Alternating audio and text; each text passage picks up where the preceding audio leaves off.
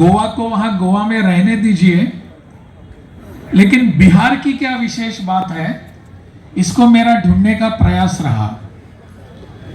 और ढूंढते ढूंढते मुझे पहली बार मिल गया भागलपुर का।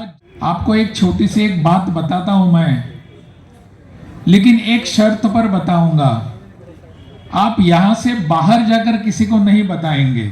मेरी शर्त है, आप किसी को नहीं बताएंगे बाहर। अगर ये बात गोवा में सुनेंगे तो मुझे आने नहीं देंगे वहां। लेकिन वास्तव में ये है। हेलो दोस्तों, नमस्कार। आप सभी का स्वागत है फिर से एक न्यू ब्लॉग में। अभी अपने भागलपुर ज़िले के सैंडिस कंपाउंड में होने जा रहा है भागलपुर महोत्सव। जैसा कि आप देख पा रहे हैं, पूरी तैयारी चल रही है। और इधर बगल में जो है सैंडिस कंपाउंड में डिज्नीलैंड मेला भी लगा है, जो कि जनवरी में रहेगा 12 तारीख तक। तो आज इस भागलपुर महोत्सव में क्या कुछ होने वाला है खास, आपको सारा कुछ दिखाएंगे इस वीडियो में। चूँकि आज 15 दिसंबर के डेट में आने वाले हैं बिहार के जो राज्यपाल है राजेंद्र विश्वनाथ आर्लेकर जी, उन्हीं के द्वारा यहाँ पे उद्घाटन होगी और कुछ भाषण, और यहाँ पे एक्टर सब, कुछ संगीत कला भी, बहुत से तरह का रंगारंग कार्यक्रम होगा। तो आप लोग पूरा इस वीडियो में बने रहिए और आपको दिखाते हैं क्या कुछ होता है खास। अगर आप इस चैनल पर पहली बार आए हैं तो प्लीज़ चैनल को सब्सक्राइब करना ना भूलें, क्योंकि हम आप लोगों को तरह तरह का ब्लॉग दिखाते हैं। खास करके भागलपुर का तो बहुत कोशिश करते हैं दिखाने का। और डिज्नीलैंड मेला की कुछ इस तरह से तैयारी चल रही है। ये मेला अभी चालू है, जनवरी में रहेगा 10-12 तारीख तक। और भागलपुर महोत्सव को लेकर भी देखिए पूरी तैयारी जोरों शोरों पर है। उधर मेन गेट है, इधर क्या कहते हैं पुलिस लाइन तरफ से हम आए हैं, तो इधर का मेन गेट, और इधर से सीधा मेन गेट बनाया गया है। तो चलिए ले चलते हैं आपको स्टेज तक, वहाँ की तैयारी कैसा है सारा कुछ आपको दिखाते हैं। ये रहा सामने स्टेज, पूरी चमक धमक के साथ तैयार है। इधर रहा गेट, और यहाँ पे कुछ स्टूडेंट्स लोग अपना तैयारी में लगे हुए हैं। यहाँ पे जो सब भी कार्यक्रम होगा आपको पूरी कोशिश करेंगे दिखाने का। बस आप लोग इस चैनल को सब्सक्राइब कर दीजिए और एक लाइक ज़रूर कीजिए, यही तो हमको एक सपोर्ट मिलता है, मोटिवेशन मिलता है। बाकी बने रहिए और आगे देखिए क्या कुछ होता है।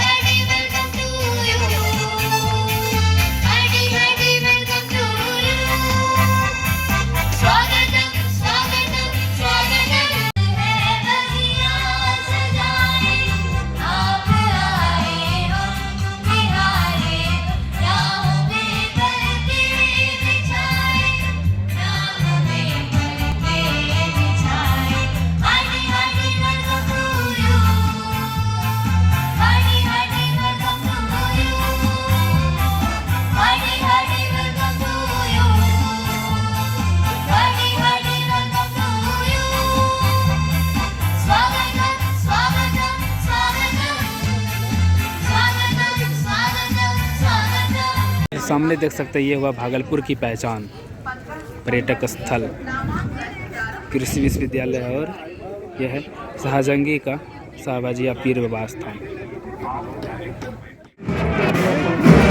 2019 के बाद आज 2024 में फिर से हम भागलपुर की जनता के सामने एक ऐसी प्रस्तुति लेकर के मौजूद हो रहे हैं जिसका इंतजार सिर्फ हमें नहीं, पूरे भागलपुर वासियों को, या यूँ कहें कि पूरे बिहार के लोगों को था। और जब सारे लोग इंतजार कर रहे हों उस महोत्सव का जो उड़ान है वो काफ़ी ऊंचाइयों। हेलीकॉप्टर आ चुके हैं, हवाई अड्डा में लैंड करेंगे। अब कुछ ही क्षण में आने वाले हैं बिहार के राज्यपाल जी, तो आप लोग इसी तरह कंटिन्यू बने रहिए इस वीडियो। और गाइस, बाहर में लगाया जा रहा है भागलपुर के जो भी पर्यटक स्थल है वो सारे जगह के फोटो। देखभाल कर रहे हैं श्री नीरज जायसवाल जी। ग्रीन रूम में आकर के आप से गुजारिश है कि आप वहाँ मौजूद रहेंगे, क्योंकि जैसा मुझे आभास हो रहा है कि उनके आने की आहट बता रही है कि माननीय राज्यपाल जी का बस कुछ ही सेकंड में यहाँ पर इस राजगीर के प्रसाद में आगमन होने वाला है। ये वो पल जिसका इंतजार सारे लोग पल के बिछा करके कर रहे हैं, या यूँ कहें कि पल को तमाम तो गाइज अब इंटर शायद कर चुके हैं महामहिम माननीय श्री राजेंद्र अर्लेकर जी, जो कि बिहार के राज्यपाल। और इधर देख सकते हैं सारे यूट्यूबर्स, मीडिया कर्मी लोग सभी पहुँचे हैं। कि हमारे बीच माननीय राज्यपाल राजेंद्र जैसा कि अर्लेकर जी इस गाड़ी पे आ चुके हैं उतर रहे हैं इस गाड़ी और सेंट टेरेसा स्कूल के बच्चे के द्वारा बैंड से उनका स्वागत किया जा रहा है। यहाँ पर हो चुका है और गार्ड ऑफ ऑनर यहाँ पर दिया जाएगा, जिसके हम आपको सभी लाइव। ये वो पल है जब हम अपने हर बच्चों से उन्हें कोटि-कोटि नमन कर रहे हैं।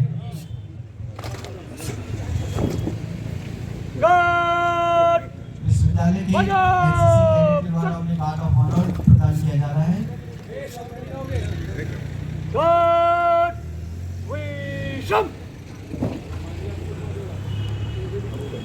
कुलाधिपति श्री राजेंद्र विश्वनाथ आर्लेकर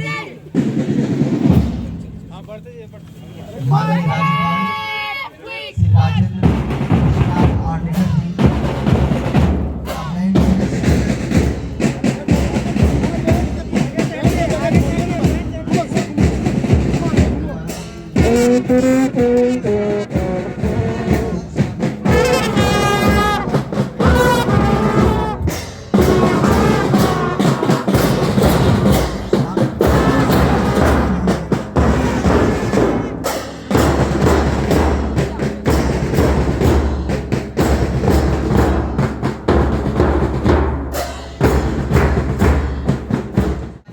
समन्वित कर रहे हैं।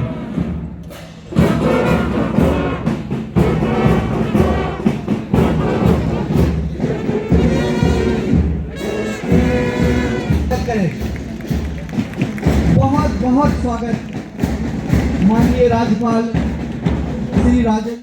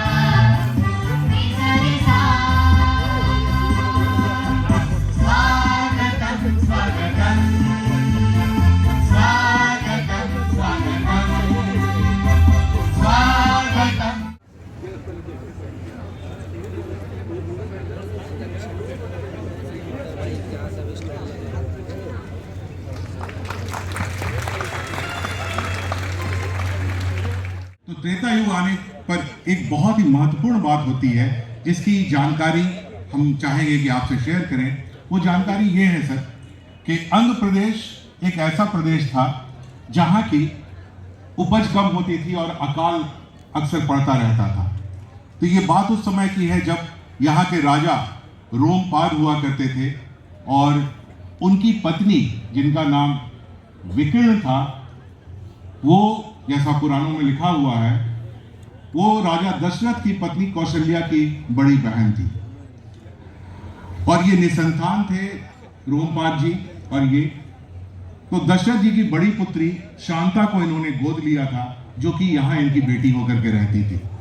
तो हम लोगों का त्रेता युग से ये संबंध है। और उसके साथ जो सबसे बड़ी बात हुई कि एक समय ये अंग प्रदेश अकाल से ग्रस्त हो गया और हम लोग यहाँ के लोग हाहाकार मचाने लगे और बड़ी परेशानी में पड़ गए।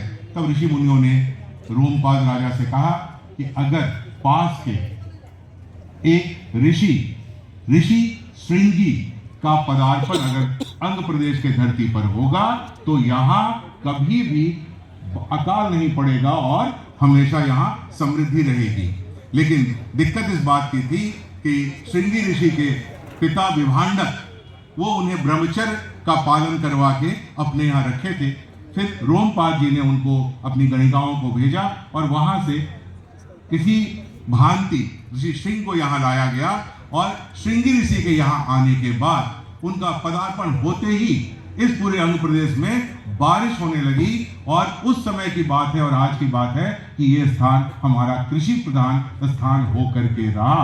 और आज भी हम इस बात के लिए अब सौभाग्य करते हैं और हम लोग गर्व करते हैं कि भागलपुर ऐसा प्रदेश है जहां का कि कतरनी चूड़ा, कतरनी चावल, यहाँ का जर्दालू आम, ये सभी कृषि का देन है और हम लोग उस समय से आज तक लहलहा रहे हैं। आदरणीय महामहिम राज्यपाल महोदय, मंच पे विराजमान भागलपुर की हरदिल अजीज लोकप्रिय मेयर साहिबा डॉक्टर वसुंधरा लाल जी, हमारे बड़े या छोटे क्या कहें बराबर की नागरिक विकास समिति द्वारा आयोजित भागलपुर महोत्सव में हम सभी सम्मिलित हुए हैं। यह भागलपुर महोत्सव कितना महत्वपूर्ण है और 2004 से इसका आयोजन किया जा रहा है और बहुत ही बड़े उत्साह से आप इसमें सम्मिलित होते रहे हैं। ऐसे भागलपुर महोत्सव के आज के इस कार्यक्रम में मेरे साथ मंच पर उपस्थित हैं अभी आपने जिनका उद्बोधन सुना, मैं उसको भाषण नहीं कहूँगा, उद्बोधन कहूँगा। वैसे आप सबके लोकप्रिय नेता,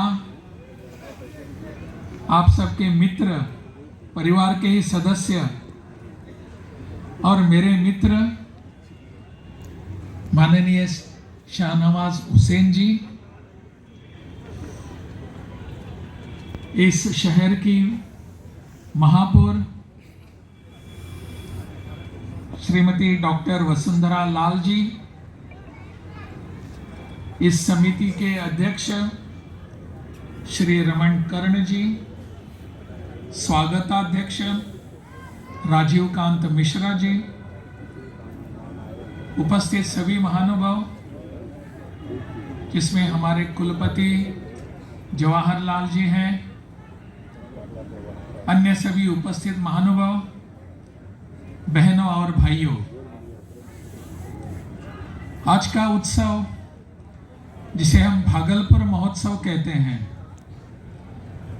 बहुत ही अहम उत्सव है, ऐसा मेरा मानना है। भागलपुर की पहचान पूरे विश्व के लिए, दुनिया भर के लिए पिछले कुछ वर्षों से अलग है। भागलपुर क्या है?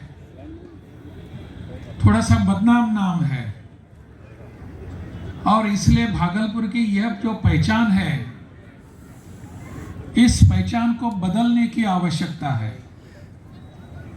इसको जरूरत को इसको अनुभव करते हुए शाहनवाज हुसैन जैसे लोगों ने इसको बहुत ही नजदीकी से देखा और यहाँ कुछ सकारात्मक बातें आगे आने की आवश्यकता थी।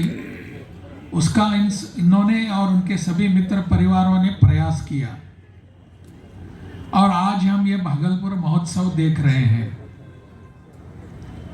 मैं जब यहाँ आ गया बिहार का राज्यपाल बनके और तुरंत यहाँ का एक मौसम शुरू हो गया। जैसे कि बताया गया कि मैं गोवा से आता हूँ और गोवा से उसकी एक अपनी विशेषता है। गोवा टूरिस्ट डेस्टिनेशन है। पूरे दुनिया भर के लोग चाहते हैं कि गोवा में एक बार जाकर आए। स्वाभाविक रूप से बिहार के लोगों को भी लगता है, मेरे भाई बहनों को भी, कि हम भी वहां आए। और जब मैं यहां बिहार में आया तब इस बात को मैंने अनुभव किया, लेकिन मेरी सोच थोड़ी सी अलग थी। मैं बिहार में ऐसी कुछ विशेष बातों को ढूंढ रहा था। गोवा को वहां गोवा में रहने दीजिए, लेकिन बिहार की क्या विशेष बात है, इसको मेरा ढूंढने का प्रयास रहा। और ढूंढते ढूंढते मुझे पहली बार मिल गया भागलपुर का जर्दालू आम। तो मैंने इसके ऊपर थोड़ा सा अध्ययन करना शुरू कर दिया। तो पता चला भागलपुर का जर्दालू आम तो इतना प्रसिद्ध है, इतना रुचकर है, टेस्टी है, बहुत अच्छा आम है, लेकिन वो बिहार से बाहर ज्यादा कोई जानता नहीं। आपको एक छोटी सी एक बात बताता हूं मैं, लेकिन एक शर्त पर बताऊंगा। आप यहां से बाहर जाकर किसी को नहीं बताएंगे। मैं गोवा से आता हूं। गोवा से एक आम, आपके नाम में होगा आम का नाम, उसको अल्फोंसो कहते हैं। अगर दुनिया भर में कहीं पर आप जाएंगे, गोवा, कोकण, रत्नागिरी, वहां का जो हापुस वहां कहते हैं, और ओरिजिनल नाम उसका अल्फोंसो है। अल्फोंसो नाम से यह आम जाना जाता है। और जब बाहर जाते हैं, देश के बाहर भी जाते हैं, विदेशों में, तो भारत का आम अल्फोंसो आम कहा जाता है। लेकिन जब मैं यहां आ गया और भागलपुर के जर्दालू आम को मैंने टेस्ट किया, मेरी शर्त है आप किसी को नहीं बताएंगे बाहर। अल्फोंसो से भी ज्यादा टेस्टी हमारा जर्दालू आम था। अगर ये बात गोवा में सुनेंगे तो मुझे आने नहीं देंगे वहां। लेकिन वास्तव में ये है, जब मैंने जर्दालू आम खाया भागलपुर का, तब मुझे लगा कि इतना अच्छा टेस्टी आम, और यहां भागलपुर से, बिहार से बाहर कोई जानता नहीं। पहले ही वर्ष मैंने प्रयास कर दिया, अपने देश के सभी राज्यपाल और मंत्रियों को मैंने हमारे जर्दालू आम भेज दिया। हमारे राष्ट्रपति जी को भेज दिया, प्रधानमंत्री जी को भेज दिया। जब भी मिलते हैं प्रधानमंत्री जो, तो इसका बहुत ही इसकी सराहना करते हैं और कहते हैं इतना अच्छा आम भागलपुर में मिलता है बिहार में। मैंने कहा हाँ मिलता है। भागलपुर के लोग जितने अच्छे हैं उतना ही अच्छा भागलपुर का आम है। आपकी मिठास उस आम में आ गई है। इस मिठास को बनाए रखने की आवश्यकता है, और इसलिए मैं चाहता हूं कि ये आम बाहर जाना चाहिए, अपने देश में जाना चाहिए, विदेश में जाना चाहिए। अभी हमने राजभवन में एक आम महोत्सव किया, और आम महोत्सव में मैंने देखा कि सभी अपने प्रदेश के जितने भी आम हैं उनकी एक प्रदर्शनी लगाई राजभवन में। बहुत लोगों को पता भी नहीं होगा कि हमारे बिहार में कितने प्रकार के जिस्म के आम होते हैं। कितने होते हैं? लगभग 350 वैरायटीज हमारे प्रदेश में है, बिहार में। इन सबकी प्रदर्शनी लगी वहां, और वहां से हमने उनके लिए एक तय कर दिया, एक बिजनेस सेशन भी ले लिया कि हमारा आम, बिहार का आम, जर्दालू आम विदेशों में कैसे जाना चाहिए। भागलपुर महोत्सव तो करना ही चाहिए, लेकिन ऐसी जो बातें हैं अपनी भागलपुर की, इसको बढ़ावा भी देने की आवश्यकता है, इसको आगे लेकर जाने की आवश्यकता है। हमारे अनेक लोग यहाँ बैठे हुए, हमारे मित्र परिवार जो है वो आगे आ सकते हैं और एक्सपोर्ट कैसे कर सकते हैं, शाहनवाज जी इसमें बिल्कुल मदद करेंगे। क्या कर सकते हैं, उनका बहुत बड़ा अनुभव है और इसलिए इस विषय को लेकर आगे जाने की आवश्यकता है। महोत्सव में तो हम हमारी संस्कृति देखते हैं, हमारे यहाँ का काम कला देखते हैं, काम देखते हैं, सामाजिक स्तर क्या है वो भी हम इसका चिंतन करते हैं। धीरे धीरे जो भागलपुर की एक पहचान है अनेक लोगों के मन में कि भागलपुर जो बदनाम हो चुका था दंगों के कारण, आज भागलपुर एक अलग करवट ले रहा है। बहुत ही खुशी की बात है। भागलपुर अपना नाम पुराना वाला छोड़कर नया नाम ले रहा है। भागलपुर महोत्सव इस दिशा में बहुत अहम भूमिका निभा रहा है और ऐसे ही करके हमको आगे आना है। हम आगे जाने वाले हैं, हमारी अलग सी पहचान बनने वाली है। हमारी सांस्कृतिक धरोहर जो है इसको हम आगे लेकर जाएंगे।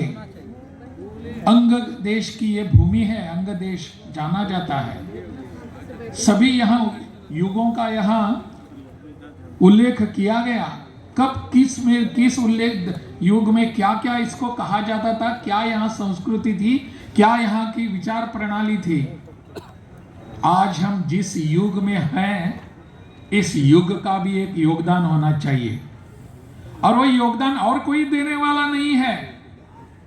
इस योगदान में सहभागी होने वाले हैं हम सभी होने वाले हैं और कोई आकर यहाँ हमारे लिए करने वाला नहीं।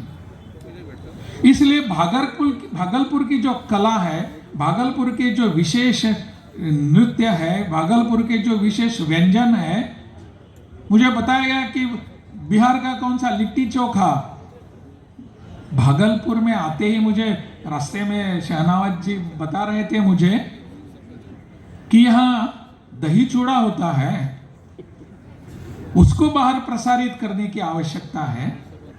ऐसे कुछ अलग से व्यंजन हमारे होंगे, अलग से हमारी पहचान होगी। मंजूषा पेंटिंग जैसे हमको दिखाए गए वैसे कुछ होते होंगे।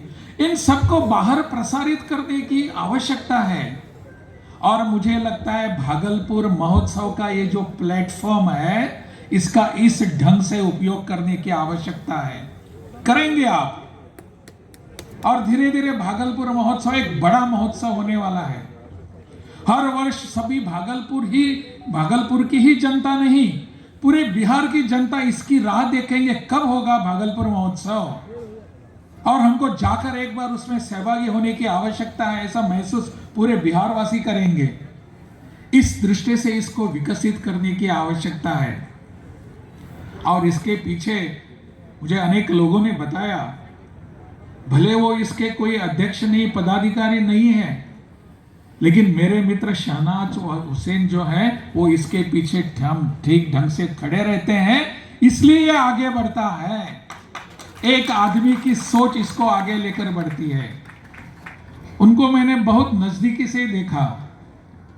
आज मैं यहाँ राज्यपाल बनकर उनके सामने खड़ा हूं, लेकिन वो जब गोवा में आते थे उस समय भारतीय जनता पार्टी का मैं एक छोटा सा कार्यकर्ता था और हमारे लिए मार्गदर्शन उनका होता था। गोवा में उनके भाषण सुनकर ही हम बड़े हो गए, उनका मार्गदर्शन लेकर ही हम कुछ कार्यकर्ता से और आगे बढ़ गए। ऐसा नेता आप सबके पास है, आपके पास यहाँ है। मैंने पूरी बात सुनी और जब मुझे निमंत्रण देने के बाद वो चले गए तब मैंने भागलपुर महोत्सव की बात का अध्ययन किया और किसी से और जानकारी ली। तब बार बार उनका ही नाम आता रहा। उनकी देन है। ऐसे इस भागलपुर महोत्सव को और ऊंचाई पर लेकर जाने की आवश्यकता है। अपनी संस्कृति, अपने पुराने सभी जो बातें हैं, वो विषय है, इसको भी आगे लेकर जाने की है। वो बता रहे थे मुझे कि यहाँ का गंगा जल हम देवघर के सुल्तानगंज का लेकर कैसे जाते हैं आज भी। यानी देवघर के महादेव प्रसन्न अगर करने हैं तो भागलपुर से ही यहाँ से गंगा जल जाना है। ये इतनी बड़ी विरासत हमारे पास है, इतनी बड़ी परंपरा है, इतनी बड़ी संस्कृति है, समृद्ध संस्कृति है, हम पीछे क्यों देखेंगे, नीचे क्यों देखेंगे?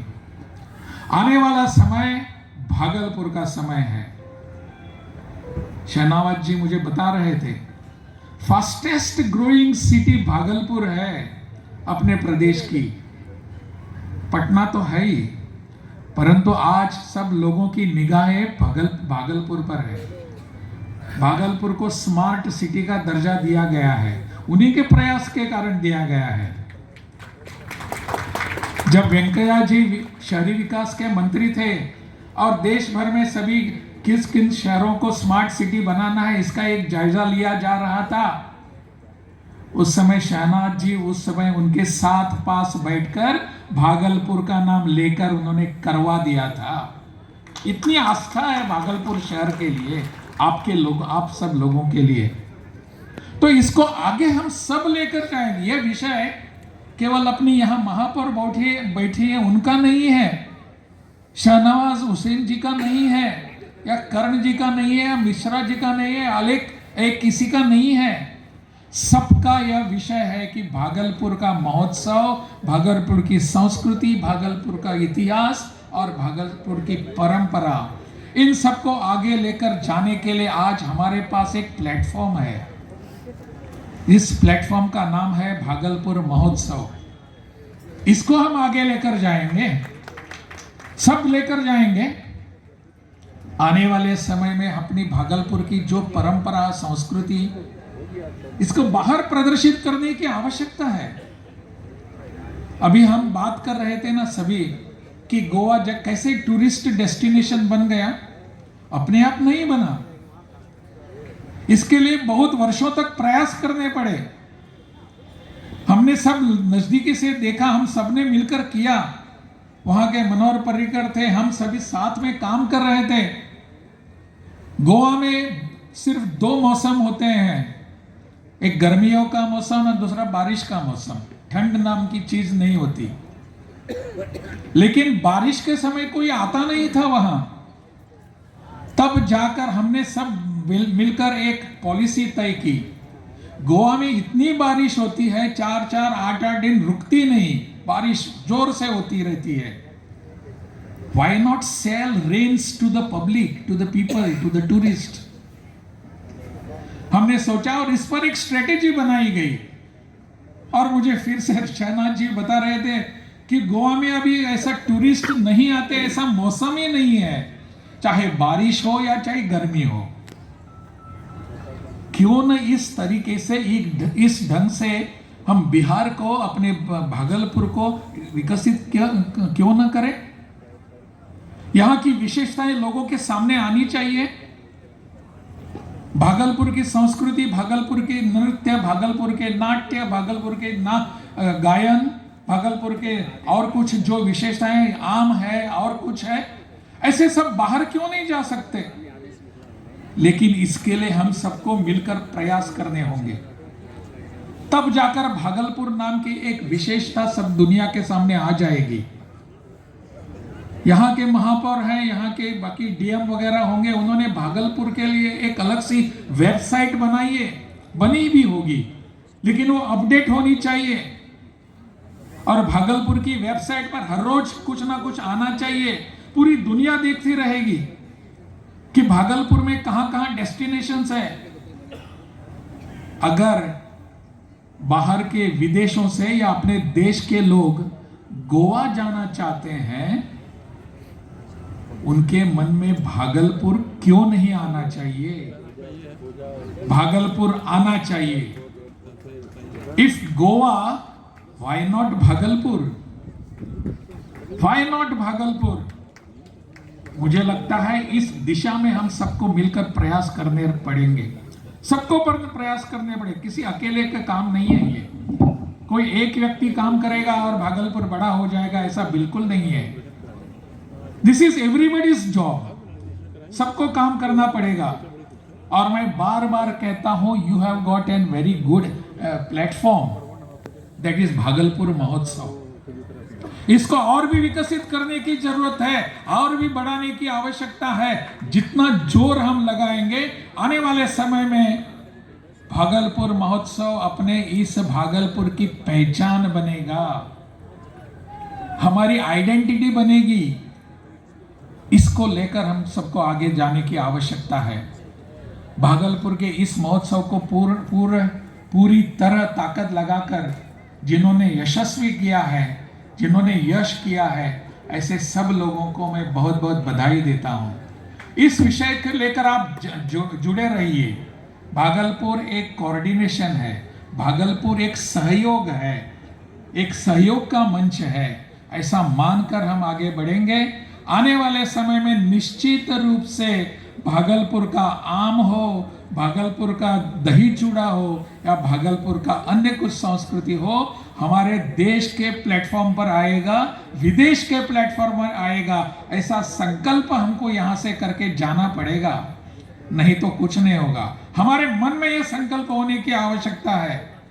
यह संकल्प हम करेंगे, इसका आपके चेहरे पर देखकर मुझे ऐसा लगता है कि आप पूरी तरह इसके लिए कन्विंस्ड हैं, आप पूरी तरह संकल्पकृत हैं, करने की ठान ली है आप सबने। और मुझे लगता है आप इस निश्चय को पूरी तरह काम करने के बाद वास्तव में लाएं और भागलपुर का नाम पूरे विश्व भर में कराएं। इतना ही मैं आप सबको शुभकामनाएं देता हूं और मेरी बात समाप्त करता हूं। बहुत बहुत धन्यवाद।